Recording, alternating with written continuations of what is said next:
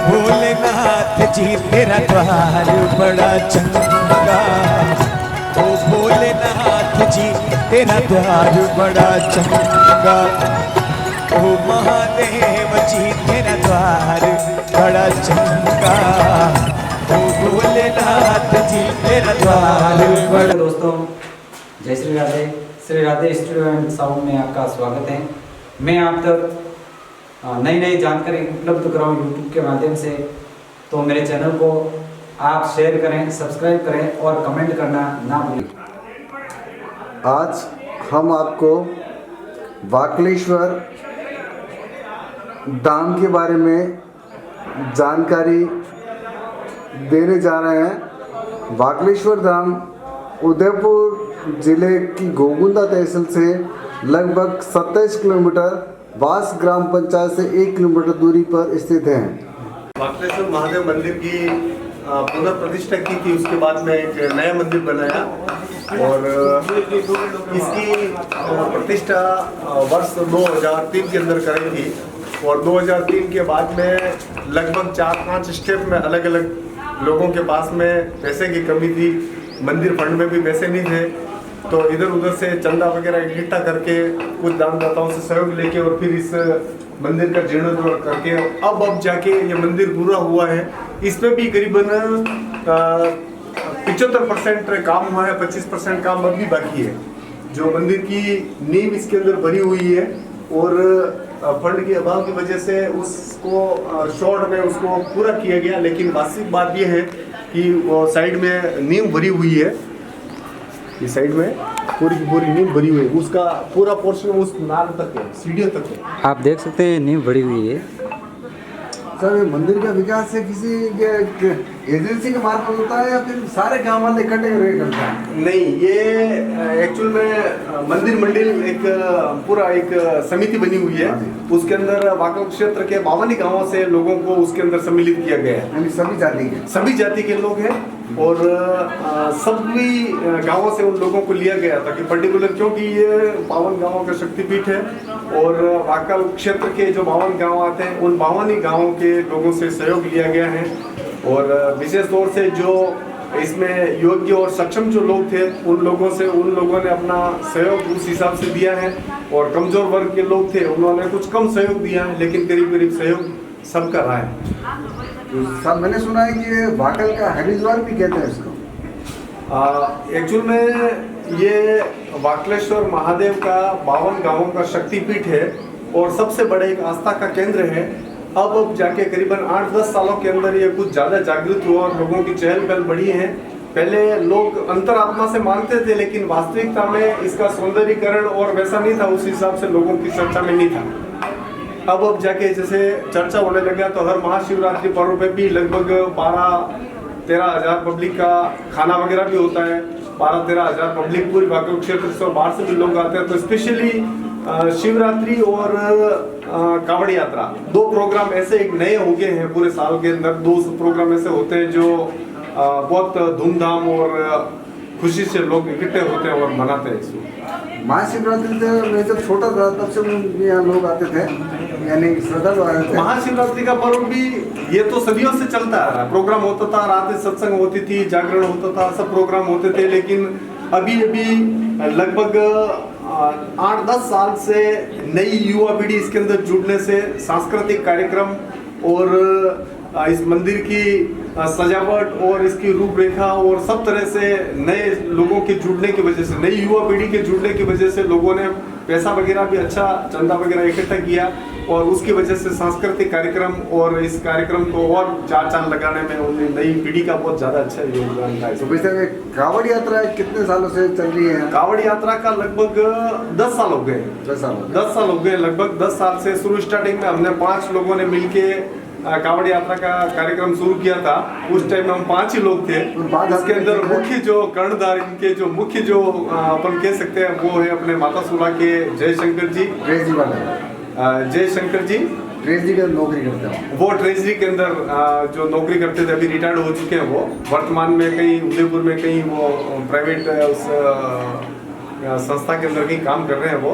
वो और उनके साथी मूल शंकर जी, उन दोनों ने मिलके आके ना मेरे से चर्चा करी, तो मुझे भी कुछ ऐसा एक अजीब सा लगा था उस टाइम में कि इस कार्यक्रम को कैसे करें। लेकिन जब जुड़ते गए तब पीछे जाके देखा था कि संख्या सैकड़ों की जगह पे धीरे धीरे बढ़ते हजारों में बढ़ गई। और अब जाके जैसे महाशिवरात्रि का प्रोग्राम होता है वैसा का वैसा कांवड़ यात्रा का प्रोग्राम भी अच्छे धूमधाम से होता है। लगभग कितने कांवड़ी आ जाते हैं? लगभग 200 से 250 तो कांवड़ लेने वाले होते हैं, और उसके साथ में चलने वाले लगभग 500 से 1000 की संख्या तो कंफर्म रहती है। जो 500 से 1000 लोग तो उस कांवड़ यात्रा के अंदर सम्मिलित रहते हैं। सिर्फ पैदल ही चलते हैं, गाड़ी में भी चलते हैं? नहीं, गाड़ी पे नहीं, पैदल यात्रा पे जाते हैं। उस टाइम में अपने अपने साधन से भी जाते हैं, और वहां से कांवड़ लेके जब आते हैं उस टाइम में गाड़ियों पे नहीं चलते हैं, उस टाइम में सब के सब पैदल ही लेके आते हैं। मैंने सुना एक शोभा यात्रा निकलती है, उस तरह से आगे आगे डीजे चलता है। वो बात सही है। शोभा यात्रा जो निकलती है वो कांवड़ यात्रा के टाइम में नहीं निकलती है, वो शिवरात्रि से एक दिन पहले। अच्छा, शिवरात्रि से एक दिन पहले रात्रि जागरण भी रहता है, और शोभा यात्रा जो निकाली जाती है उसके अंदर सैकड़ों श्रद्धालु, वो वाहन रैली निकाली जाती है, उसके अंदर सब लोग अपने अपने वाहन लेके आते हैं, और लगभग 400-500 के करीबन उसमें संख्या होती है। जितने सारे वाहनधारी आते हैं और सारे के सारे झंडे और उस वेशभूषा के अंदर सब अपने अपने इस मंदिर से कार्यक्रम शुरू करते हैं और वापस मंदिर पे समापन करते हैं, और अगले दिन फिर शिवरात्रि का कार्यक्रम होता है। तो सर ये रुद्राभिषेक होता है, ये साल में सामूहिक रुद्राभिषेक कितनी बार? वैसे यूं है कि इसमें रुद्राभिषेक 2-4 प्रोग्राम तो ऐसे सामूहिक होते हैं जिसके अंदर होता ही है। और मेरा तो जन्म भी हुआ था उससे पहले ही, मतलब मेरे पिताजी दौलत राम जी जो थे उन्होंने, मुझे याद है छोटा बचपन था तब से वो इस मतलब मंदिर से और भोलेनाथ से वो विशेष लगाव था उनका। और हर श्रावण मास में पूरे महीने वो अभिषेक करते थे, और पूरे महीने में यहाँ पे शिव पुराण, रामायण और इस तरह से करके, और वो बाहर से किसी कथावाचक को लाते थे और पूरे महीने यहाँ पे कथा वगैरह का आयोजन भी करवाते थे। और उनके जाने के बाद में मेरा खुद भी इस भोलेनाथ से कुछ ज़्यादा लगा हुआ और उनके प्रति मेरी आस्था और कुछ जागृत हुई। उसके बाद में करीब करीब महीने में 1 या 2 बार मैं खुद भी कभी कभी अभिषेक कर लेता हूँ, और इनके साथ में निरंतर टच में रहने की वजह से करीब करीब एक विधि विधान से जैसे एक पंडित करते हैं वैसे के वैसे सारा का सारा सिस्टम भी मुझे कुछ समझ में आया। उसके बाद में मैं स्वयं भी अभिषेक कम से कम महीने में 1-8 बार, तो ज़्यादा नहीं होता तो कम से कम 1-8 बार तो अभिषेक में मैं स्वयं ही इसमें कर देता हूँ विधि विधान से। मैंने सुना है कि इस मंदिर पर औरंगजेब ने भी आक्रमण किया था। ये मतलब अपन इस बात को जानते नहीं है, लेकिन यहाँ का जो इतिहास और पिछले टाइम का जो मूर्तियाँ और यहाँ का मंदिर की स्थिति उसको देखते हुए ऐसा लगता है कि उस औरंगजेब के टाइम में जो हिंदू मुस्लिम के जो दंगे हुए थे उस टाइम में भी यहाँ की जो मूर्तियाँ वगैरह थी उनको खंडित किया हुआ है। इस मंदिर की जो पुनर्प्रतिष्ठा हुई उससे पूर्व करीबन 4-5 बार इसकी और स्थापना की गई, जो हर शिव परिवार के साथ में एक नंदी बिठाई जाते हैं। वैसे के वैसे कम से कम 5 नंदी पुराने अभी भी यहाँ पड़े हुए हैं, जो इधर उधर कहीं पाँव में नहीं है, उस वजह से उस बड़ के पेड़ के नीचे वहाँ पे सबको एक तरफ रखा हुआ है। लेकिन उसको देख के अनुमान लगते हैं कि उनके सारे की सारी, किसी की गर्दन टूटी हुई, किसी की टांगें टूटी हुई, और सारे के सारे जो मंदिर के सामने पड़े रहते थे उन सबको ये मंदिर की वास्तविक इसकी प्रतिष्ठा हुई। उसके बाद में उन सब पूरे के पूरे सब मूर्तियों को ले जाके और एक साइड में रखा गया है, क्योंकि ऐसा मानते हैं कि शिव परिवार में जब शिव जी की जब स्थापना करते हैं तो एक बार स्थापित होने के बाद में वो मूर्ति वहाँ से हटती नहीं है। लेकिन पता नहीं किस टाइम से कैसे लोगों की उनके प्रति आस्था रही और कैसे उन लोगों ने मैनेज किया उस चीज़ को अपन नहीं जानते हैं। लेकिन ये जरूर मानते हैं उस चीज़ को देख के कि 5 नंदी वहाँ बैठे हुए हैं, मतलब 5 बार तो जीर्णोद्धार हुआ और 5 बार मूर्ति की स्थापना हुई है। और सबसे पुरानी जो मूर्ति है वर्तमान में पुराना मंदिर उधर की साइड में है, उस मंदिर के अंदर जो ये जो है ये भी मेरे जिया जी हैं, गेरीलाल जी शर्मा, उदयपुर से हैं, पालड़ी के रहने वाले। उन्होंने तीसरी बार इस मंदिर को भी तीसरी बार बनवाया वापस। नए मंदिर के पुरानी जो मूर्ति है उसके ऊपर भी तीसरी बार मंदिर बनवाया उन्होंने। पुराने मंदिर को भी तीसरी बार बनाया गया। पुराने मंदिर को भी तीसरी बार बनाया, पहले बनाया था उस टाइम में सिर्फ 2-2, 2.5 फुट की कच्ची, मतलब एक कच्चा कोड जो बनाते हैं वैसे बना हुआ था। उसके बाद में फिर उस बाउंड्री को पक्का किया, उसके बाद में कहा इसके ऊपर मंदिर बनानी चाहिए, तो कम से कम 4-5 फुट की उन्होंने उस टाइम में एक छोटा मंदिर बनाया था। फिर अंदर बैठ के अभिषेक करने में दिक्कत आती थी, तो उन्होंने कहा मजा नहीं आ रहा इस काम का, तो उस मंदिर को वापस तोड़ के, मूर्ति वही थी, उसके साइड में ज्वेलरी वगैरह का वापस उसको नए डिजाइन में तैयार किया, मूर्ति वही है। बाकी अभी वर्तमान में जो मंदिर है, इस मंदिर को तीसरी बार में उन्होंने वापस अपने निजी खर्चे से इस मंदिर को उन्होंने बनवाया था। गिरिराज जी शर्मा उदयपुर से मेरे जिया जी थे, उन्होंने अपने निजी खर्चे से बनाया था। और उसके बाद में सामने के जो चबूतरा बना हुआ है, वो चबूतरा भी यज्ञशाला बनी हुई थी, उस यज्ञशाला कच्ची थी, तो उसको वापस नए सिरे से इसके ऊपर मार्बल वगैरह ये फिटिंग वगैरह करवा के और नए सिरे से वापस इसको बनवाया। शिलालेख के ऊपर क्या लिखा है? शिलालेख के ऊपर उसको इतना आसानी से पढ़ नहीं सकते हैं, क्योंकि पुराने लोगों की जो लिखावट जो थी वो भी क्या है कि बिगर विच्छेद किए हुए शब्द नहीं थे, मतलब एक पूरी लाइन के अंदर वो अक्षर लिखे हुए थे, तो वो शब्द क्या बनते हैं उसको पढ़ना भी आज की तारीख में बहुत मुश्किल है। लेकिन वो शिलालेख आज भी मंदिर के सामने लगी हुई है, उसके ऊपर कुछ वर्ष और कुछ राजा महाराजे के उस टाइम के थे उनके नाम भी अभी हैं, जो वर्तमान में अभी उसको अपन पढ़ सकते हैं। लेकिन उस शिलालेख को पूरा नहीं कर सकते, उसके अंत में कुछ शब्द और कुछ शब्दों में उसको बांधा गया, जिसके अंदर इस लेख को पढ़े या ऐसा कुछ करके उसके बीच में कई गाली भी उसके अंदर लिखी है, ताकि उसको पूरा नहीं पढ़ सके कोई, उस लेख को पूरा नहीं पढ़ सके, उसका निस्तारण नहीं कर सके। इसके लिए उसके नीचे, उस शिलालेख के नीचे कुछ गाली और कुछ गंदे शब्दों में कुछ लिखा हुआ भी है, और एक गाय और एक गधे का उसके ऊपर फोटो बना हुआ, उसके ऊपर खुदाई में बना हुआ है, जो वर्तमान में भी अभी आप उस शिलालेख को अच्छी तरह से देख सकते हैं। बहुत से लोगों ने उसको पढ़ने की कोशिश भी करी, लेकिन आज तक उसको ढंग से कोई पढ़ नहीं पाया। मैंने शिलालेख को कुछ टूटा हुआ देखा है मैंने, आधा टूटा हुआ है, उसके लिखा हुआ उसमें आधा वो औरंगजेब के टाइम में, उसी टाइम में उन मूर्तियों के साथ में ये भी, उन मूर्तियों के साथ में ये भी जो खंडित हुआ था उन्हीं मूर्तियों के साथ में हुआ, और उसको जैसे जैसे लोगों ने अपनी सुविधा देखी वैसे वैसे उस शिलालेख को इधर से उधर घुमाते घुमाते वर्तमान में अभी मंदिर के सामने यहाँ पे लगा हुआ है। यानी शिलालेख का स्थान चेंज करते रहे। शिलालेख वो पर्टिकुलर एक बोर्ड की तरह जो बनाया हुआ था, उसको उसके ऊपर एक गाय और एक गधा, वो दोनों उसके ऊपर खुदे हुए थे, और उसके नीचे कोई राजा महाराजा का नाम और उसका सन और वो जगह वगैरह सारी उसके अंदर खुदी हुई, जो कुछ कुछ उसमें पढ़ने में आ रहा है, बाकी उसमें पढ़ने में नहीं आ रहा है। गाय तो मान सकते हैं, गाय अपनी गौ माता है, पर गधा किस चीज मतलब उसके अंदर गाली जो दी ना, उस गाली का उससे क्या वो जाहिर करना चाह रहे थे उसको अपन नहीं समझ पाए, लेकिन उस फोटो के अंदर उसमें दे रखा है कि गाय नीचे है और उसके ऊपर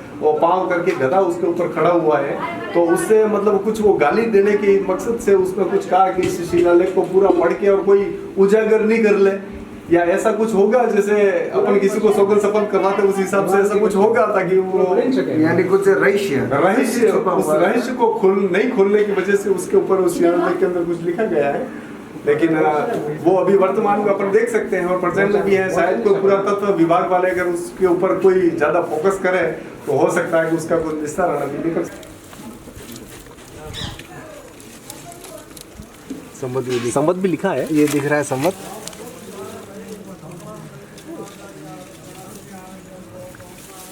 संवत भी लिखा है। क्या है? हाँ नहीं, वो हिंदी भाषा के अंदर लिखा हुआ है कहीं, इसको आप कंप्लीट देखोगे एक लाइन को तो पता लगेगा। इसके अंदर राजा का नाम भी लिखा हुआ है, उदय सिंह या ऐसा कुछ नाम लिख रखा है इसके ऊपर।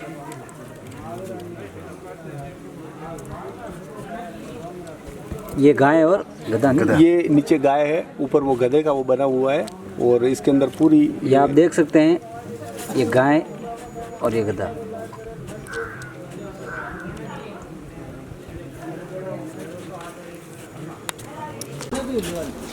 सौंदर्य,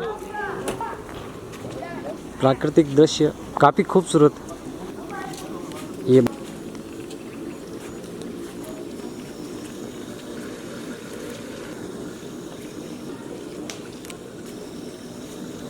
ताले जाए मीठी मीठी। बोल उमापति महादेव की।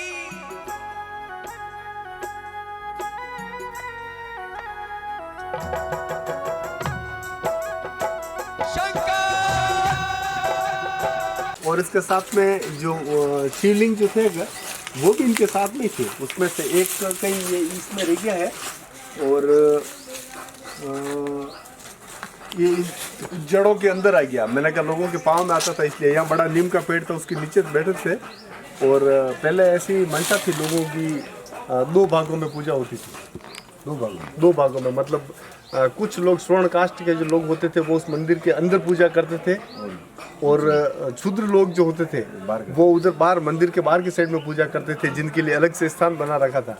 और यहाँ इसकी सबसे बड़ी विशेषता ये थी कि पानी का उस टाइम में सुकून जो देखते थे, उस टाइम में कहते थे कि इस बार पानी का कैसा रहेगा।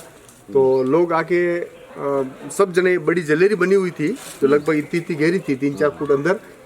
उस जलेरी के अंदर खड़े रह के यहाँ से पूरे गांव वाले, पास में वो चलावावड़ी है, उस कुएं के अंदर वहाँ से सब लोग लाइन लगा के खड़े रहते थे। और वो मटके झेलते एक दूसरे को, जैसे ईंटें झेलते भट्टे पे, वैसे वो मटके झेल के यहाँ तक वो भर के लेके आते थे। मतलब कुएं के अंदर से 2-2, 3-3 सीढ़ियाँ खाली हो जाती थी, इतना पानी कुएं के अंदर से खाली होता था। और यहाँ उससे सुकून का पता लगता कि वो जलेरी जब भरती थी, उससे अनुमान लगाते थे कि इस बार का पानी का, बारिश का कैसा क्या रहेगा। वो भी कैसे, वो जलेरी पूरी जब अच्छा, जब बारिश का और अच्छा जब टाइम होता था कि इस बार बारिश अच्छी होगी, तो वो जलेरी फट से भर जाती थी। और जिस टाइम में अकाल की ऐसी बंदा होती, उस टाइम में वहाँ से 3-3, 4-4 सीढ़ियाँ खाली हो जाती, उसके बावजूद भी वो जलेरी भरती थी ऑटोमेटिकली। ऐसा कुछ मतलब एक दैविक ऐसी कोई प्रक्रिया थी उसके अंदर, उससे सुकून का पता लगता था कि बावड़ी का नाम क्या है? बावड़ी का, ये सल्ला बावड़ी। उसके ऊपर क्या है कि सल्ला नाम का एक वो पेड़ है, उस पेड़ के नाम से उसका नाम सल्ला बावड़ी रखा हुआ है। और उस बावड़ी से यहाँ जलेरी को लाके पूरे गांव वाले मटके ला के डालते थे शिवलिंग के ऊपर, मतलब एक अभिषेक करते थे। लेकिन वो अभिषेक में पानी बाहर बह के नहीं जाता था। जलेरी लगभग 3-4 फुट गहरी थी उसके अंदर, और वो जलेरी भरती थी। तो उस जलेरी को भरते थे, उस टाइम में अनुमान लगा देते, कहीं 3-4 मटके के अंदर ही वो जलेरी भर जाती थी। कभी पूरे गांव वाले थक जाते थे, 3-3, 4-4 सीढ़ियों पे पानी कम हो जाता, उसके बावजूद भी भरती नहीं थी। तो फिर अनुमान लगाते कि इस बार तो पक्की बात है, अकाल पड़ना ही है। जी हाँ, ये अपने भाजपा के मंडल उपाध्यक्ष शांतिलाल जी शर्मा, मंडल महामंत्री, और अभी मंडल महामंत्री है, और पूर्व में मंडल उपाध्यक्ष थे, और ये भास के पूर्व उप सरपंच भी है और सक्रिय राजनेता हैं। ये जिस तरह पलड़ा डाल देते हैं उसकी विजय पक्की है। यानी ये वाकलेश्वर धाम ऐसा स्थान है जहाँ अगर एक बार बैठक करके किसी राजनीतिक पार्टी को हो, सामाजिक मंच हो, किसी प्रकार के जो निर्णय होते हैं वो इस वाकलेश्वर धाम पे अगर आगे कर दे लोग, तो उसको पूरे वाकल के लोग उसको अपना लेते हैं। और अभी पास में एक राजपूत समाज की बैठक चल रही है, वो इसी हिसाब से चल रही है कि यहाँ वाकलेश्वर को साक्षी लेकर के जो कोई भी निर्णय लेते हैं उसको लोग मानते ही मानते हैं। और मान्यता ऐसी है कि उस निर्णय को नहीं माना जाए तो अपने महादेव उन पर रुष्ट हो जाते हैं। धन्यवाद। इस वीडियो के माध्यम से हम आपको अभी बताया था सल्ला बावड़ी, वो भी हम इस वीडियो के माध्यम से बताएंगे, आप ज़रूर देखें। ये सल्ला बावड़ी है। हाँ ठीक है। ये सल्ला बावड़ी के बारे में लोग बोलते हैं यहाँ से वाकल के जो श्रद्धालु थे शकुन देखने के लिए, जो हमने जो हिंदू परंपरा है, सनातन जो परंपरा है, उसके अनुसार यहाँ से पानी की मटकियाँ भर के वाकलेश्वर पे जलाभिषेक करते थे। और वहाँ अगर वो उनकी जलेरी यानी जो जहाँ पानी इकट्ठा होता था वो और पूरी भर जाती, तो बताते थे कि इस साल सूखा नहीं पड़ेगा, बरसात होगी। और अगर बिल्कुल नहीं बढ़ता तो बताते थे कि अकाल पड़ने वाला इस साल। तो इस बारे में आप सर, ये बहुत पुरानी बात है। उस समय क्या है कि जैसे लोगों का एक मात्र वो एक सहारा था, भगवान का एक यूँ था, उन लोगों के प्रति एक विश्वास था कि वहाँ जलेरी भरते भगवान की, उसमें पूरा गांव लगता है यहाँ से लगा के वहाँ तक। तो मटकी से मटकी स्टेप बाई स्टेप जला भी करते हैं, महिला और पुरुष दोनों। तो फिर क्या होता, जैसे वो जल्दी बढ़ जाती तो आत्मविश्वास था कि बारिश जल्दी आ जाएगी और अपना साल पूरा बढ़िया रहेगा। और वो अगर बारिश लेट होती, कम होती, तो वो कई पूरे दिन लगने बाद भी वो नहीं भरती उतनी, बाकी घंटे 2 घंटे में भर जाती है। यानी मैंने सुना है मछली है पूरी खाली हो जाती है, मछलियां कम ये जो आधी खाली हो जाती है फिर भी वहाँ कुछ पानी नहीं इकट्ठा भरती, नहीं बाकी तो आपके थोड़ा बहुत घंटे 2 घंटे में भी भर जाती वो। तो वो संकेत एक आस्था थी उन लोगों की, और उस आस्था से वो लोग चल रहे थे, अभी तक चल रही है, मतलब वही भरोसा उन पे। यानी अभी तक उन वाकलेश्वर महादेव पर वाकल के जो 52 गांवों के शक्तिपीठ माने जाते हैं वाकलेश्वर महादेव, उन पर आज भी श्रद्धाएं बनी हुई है। और जो पुराने ज़माने में जो आस्था थी वही की वही आज भी बनी हुई है। और आज भी अगर कभी बरसात नहीं आती है तो 52 गांव के लोग इस वाकलेश्वर शक्तिपीठ पे आकर के भजन ध्यान करते हैं, तो मान्यता है कि बारिश आ जाती है।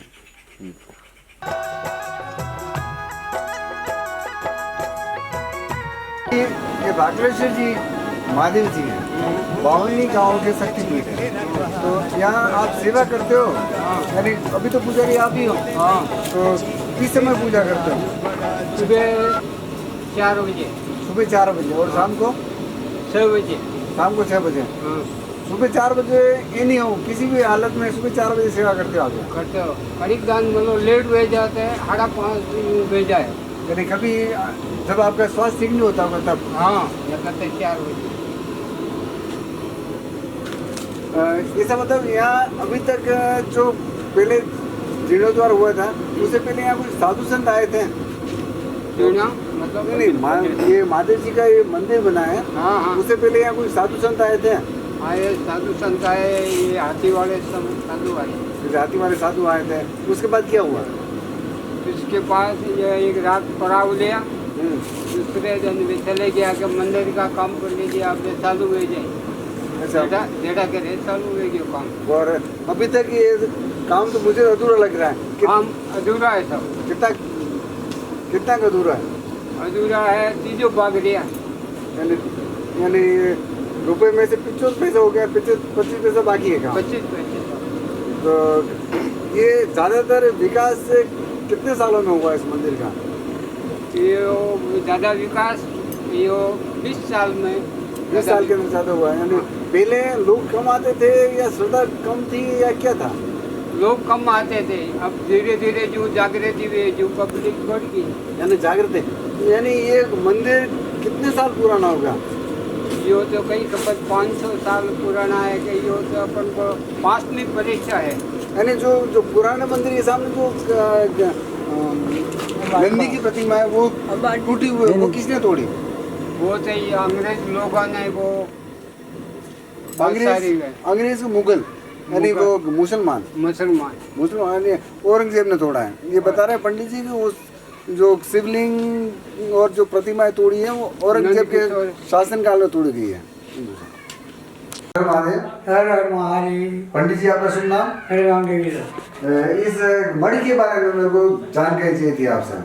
मठ के बारे में जानकारी में थी तो नाथों की धुनी और नाथे यहाँ पे पूजा करते थे आज जी। तो अभी वो महात्मा जी कोई है नहीं, इसलिए ये ब्राह्मण पूजा कर रहे हैं। धुनी पे इस धुनी और महादेव जी की पूजा साधु संतों की परंपरा से है। परंपरा से अभी तो कोई संत महात्मा जी है ही नहीं है, यहाँ तक पहुँच ही नहीं पाते हैं। दुगी महात्मा जी रहते हैं, संत महात्मा कोई यहाँ पे सही संत आते वही बैठते इस गाड़ी में। सही संत आते वही उस गाड़ी उसी गाड़ी पे धारण करते, बाकी नहीं है। और कोई दूसरा बैठ जाए तो नहीं, दोष लगता है। मतलब दोष लगता है। ऐसा नहीं कि उसको कोई श्राप लगता है? नहीं, श्राप का मतलब वरदान है धुनी माता का। धुनी माता का वरदान है। महाराज जी भी इस पे नहीं सोते हैं, बैठते भी नहीं है। सिर्फ महात्मा जी अपनाथों की धुनी यानी साधु संत ही बैठेगा। ये ऐसा मठ और अपने इस एरिया में नहीं है। 52 गाँव के अंदर नहीं है। जाडोर से गोगुंदा तक कहीं नहीं है। ये नहीं है, ये के स्थान है। रावल जी का खेड़ी से। तो रावल जी का खेड़ी से स्थान है। और वहीं से संत महात्मा आते हैं मुड़े हुए, और वही वज्रधारी यहाँ बैठते हैं और वही वो पूजा करते हैं। तो नमस्कार, आपका शुभ नाम? इंदर। ये जो सौंदर्यकरण है यो कितना साल पुराना होता है? ये 2-3 साल हुआ। 2-3 साल पहले कहीं करा है कोई? ये गांव वाले। इधर गाँव वालों ने करा। इस गांव के अंदर जो कौन कौन समाज के लोग रहते हैं? समाज ब्राह्मण है, सुतार है, ब्राह्मण, वैष्णव है और सरदार है और कौन कौन से मंदिर है? लोहार है। मंदिर कौन कौन से हैं? ये भोलेनाथ का, चामुंडा माँ का और शीतला माँ। ठीक, धन्यवाद। राजपूत समाज का मीटिंग जो चल रही है वहाँ पे खाना बना रहे हैं। ऐसा प्रोग्राम लगभग सप्ताह में एक दो बार होते ही रहते हैं। काफ़ी सुंदर दृश्य देख सकते हैं आप, हरियाली का भी। भोलेनाथ जी तेरा द्वार बड़ा चंगा